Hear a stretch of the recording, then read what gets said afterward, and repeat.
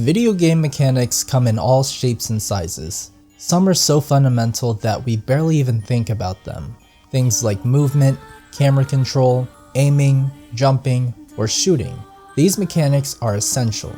Without them, the game simply doesn't function. Then there are mechanics that stand out. Mechanics that define the game's identity.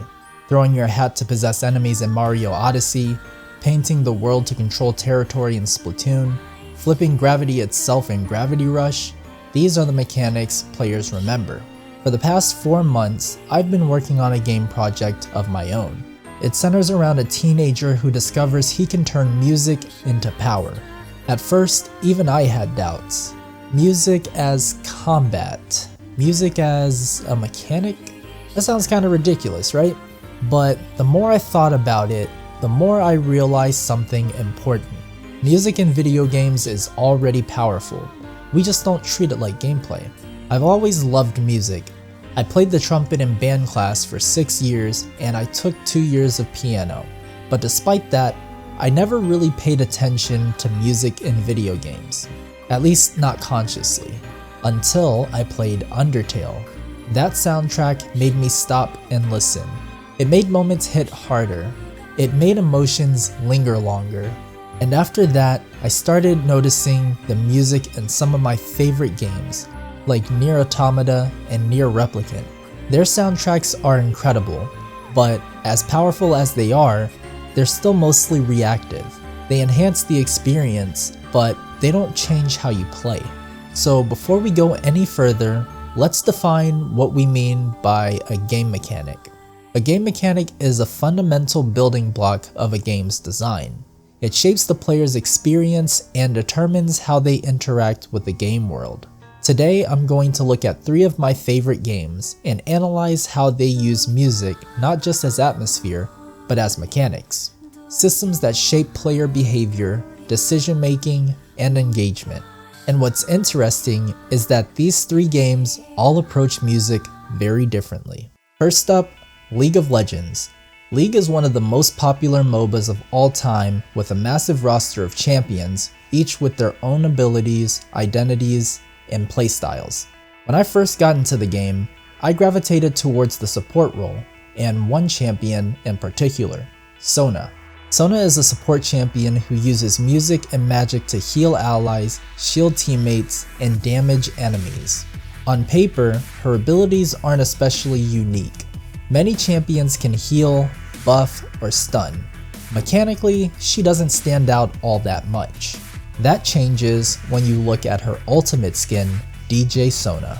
League skins are split into tiers, but ultimate skins are something special. They don't just reskin a character, they reimagine them. New models, animations, effects, sounds, voice lines, sometimes even new systems layered on top of the champion. DJ Sona was the first skin that ever convinced me to spend money on League. And as someone who almost never buys in-game currency, that says a lot. Here's why it works. Normally, when you load into a match, you hear the standard background music for Summoner's Rift.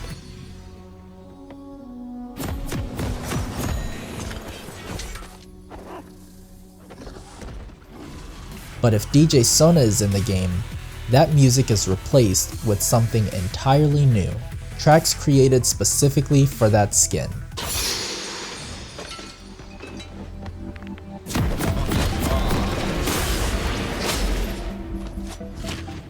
Not just one track, 3. As the player, you can switch between them at any time. A slow chill track,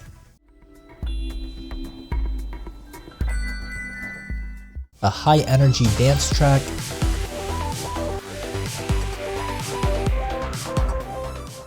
and a heavy dubstep track.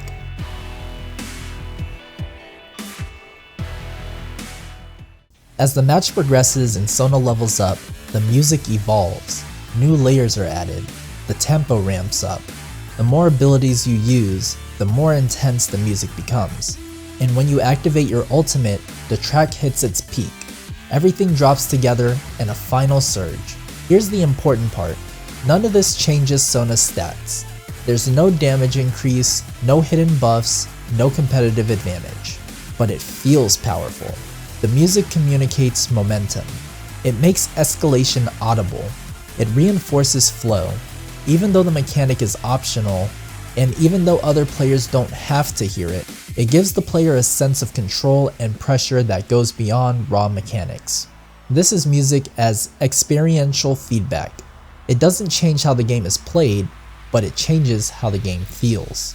Now let's look at something much more mechanically involved. My first real introduction to the Monster Hunter series was Monster Hunter World. After watching the weapon trailers, I knew I had to try it, especially after seeing one weapon in particular, the hunting horn. A massive instrument used as a weapon, music as combat. At first, it seems absurd, but the more you play it, the more brilliant it becomes. The hunting horn isn't just a support tool, it's a blunt weapon designed to smash monsters in the head, stun them, and break their parts. But layered on top of that is an entire musical system.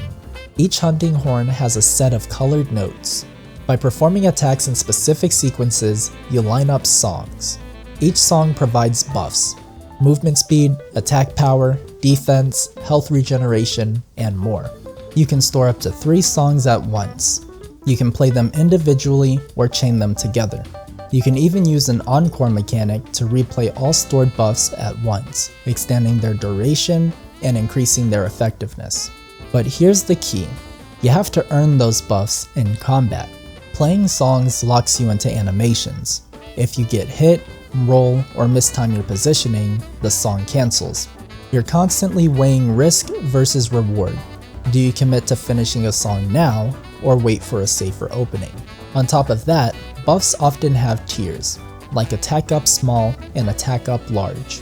Playing the same song again upgrades it. So mastery isn't just about playing songs, it's about timing, awareness, and preparation. What makes this mechanic so special is that it genuinely feels like playing an instrument.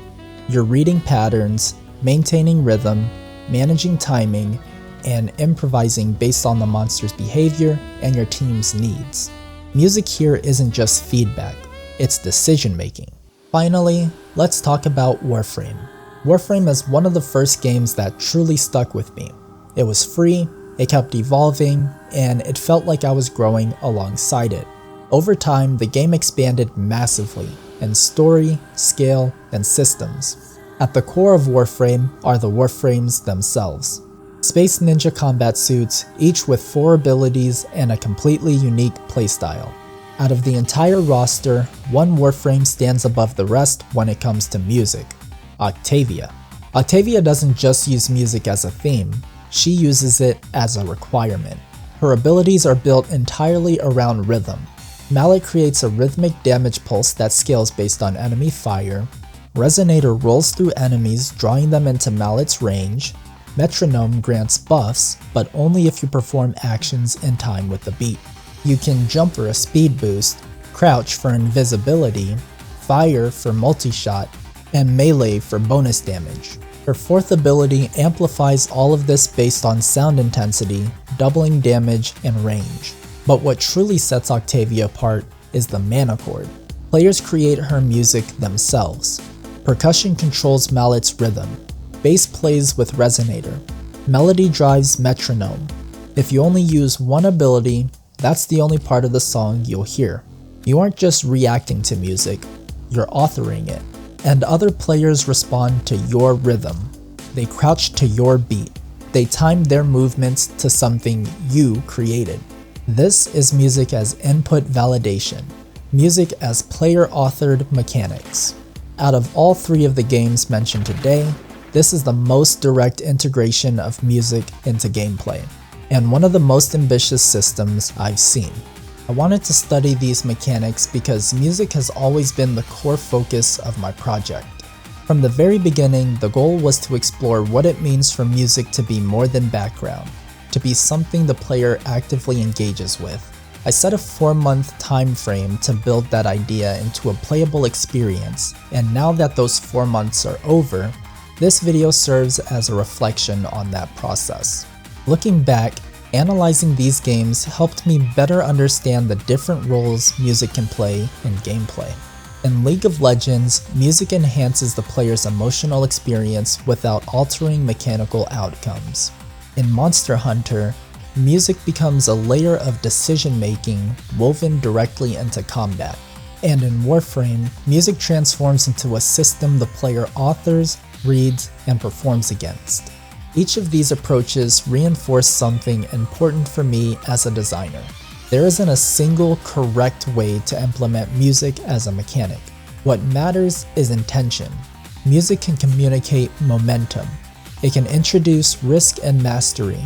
It can validate player input and reward precision. I may not have fully achieved everything I set out to do, but after 4 months of building, testing, and reflecting, I have a much clearer understanding of what music-driven gameplay can be, and where I want to push it next. Not just music that plays during combat, but music that is combat. Thanks for watching. This is the first analysis video I've uploaded like this, and it's something I know I've mentioned wanting to do in a previous video. Most of my time over the past 4 months went into Project Feel the Vibe, so I didn't really have the chance to sit down and focus on an analysis piece like this. But now that the project is complete, this felt like the right time. I don't know if a video like this makes for a traditional portfolio piece, but I do think it shows how I think about games. How I analyze mechanics, connect systems, and explore why certain ideas work the way they do. More than anything, I hope it shows my passion for video games and for the craft behind them. I'm aiming for the industry, and I'd love the chance to apply this kind of thinking and analysis to games I genuinely care about, whether that's in design, QA, or another role where understanding systems really matters. And if you have any other examples of games that use music in interesting or meaningful ways, I'd love to hear about them. Feel free to share your favorites. I'm Michael, and as always, I don't just dress to impress, I dress my games to stun. I'll see you in the next video.